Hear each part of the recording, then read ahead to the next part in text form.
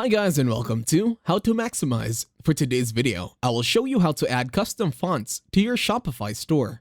To start, open your internet browser and head on over to myshopify.com. Once you are now here on the left corner, select Online Stores. On the drop-down, select Themes. Once on Themes, head on over to your default theme, then select the button that says Customize. On the left corner, select the paintbrush icon. Then under Theme Settings, select the drop-down that says Typography.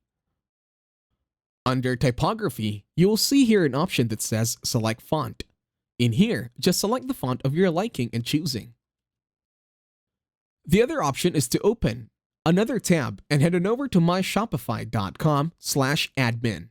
Once you're here, use the search bar, head on over to Apps, and then search for Typography. Wait for the website to finish loading. Then in here, you should see a lot of typography applications under Shopify's App Store. Select one of your liking this time. For example, Visual Theme Enhancer. The app isn't compatible with my store. However, there are some other apps that are compatible as well. So there are two options. This one over here from Themes, and then the other is from App Store. Select one that you like and that should be it. Thank you very much for watching. Please leave a like, share, and subscribe to the channel.